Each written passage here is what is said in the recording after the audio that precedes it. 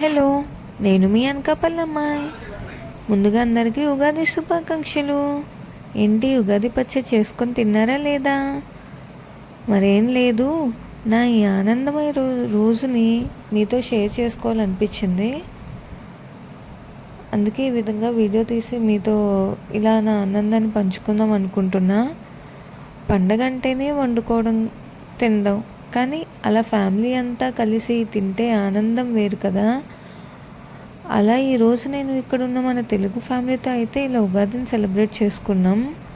మంచిగా అరిటాకులు తెచ్చుకొని, ఈ అరిటాకులకి అయితే చాలా కష్టపడ్డాం. అసలు ఎక్కడ తిరిగామో మాకే తెలీదు.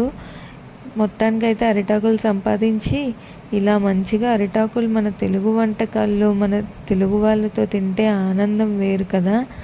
సో ఇలా మేము ఇక్కడున్న ఒక తెలుగు ఫ్యామిలీతో అయితే ఉగాదిని కలిపి ఇలా అయితే సెలబ్రేట్ చేసుకున్నాము. నాకైతే చాలా ఆనందంగా అనిపించింది. చూస్తున్నారా, ఇక్కడైతే చక్కగా కమ్మనైన మన తెలుగు వంటకాలు అయితే వండుకొని తిందామని ప్లాన్ చేసుకున్నాం మేమైతే. సో ఆ విధంగానే ఇక్కడ మేము ఐటమ్స్ అయితే ప్రిపేర్ చేసుకున్నాము. నేతి బొబ్బట్లు, వేడివేడి గారెలు, బూరి, గుత్తొంకాయ, ఇంకా పన్నీర్, అండ్ మన festival special pulihora, and last sambar rice. చూస్తుంటే అసలు నిజంగా వా అనిపించింది.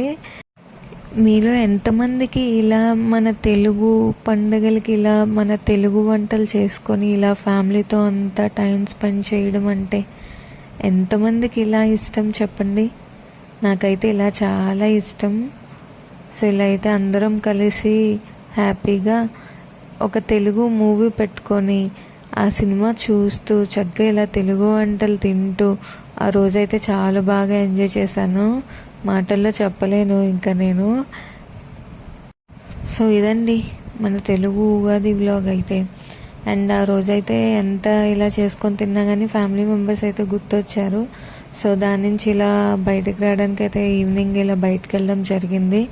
అలా బీచ్కి వచ్చి అలా బయట అయితే ఫ్యామిలీతో కాసేపు టైం అయితే స్పెండ్ చేశాను. ఉగాది అంటేనే మన తెలుగు వాళ్ళకి కొత్త సంవత్సరం స్టార్ట్ అయినట్టే. సో ఈ కొత్త సంవత్సరంలో మనందరి జాతకాలు అన్నీ చక్కగా బాగుండాలని దేవుణ్ణి కోరుకుంటున్నాను.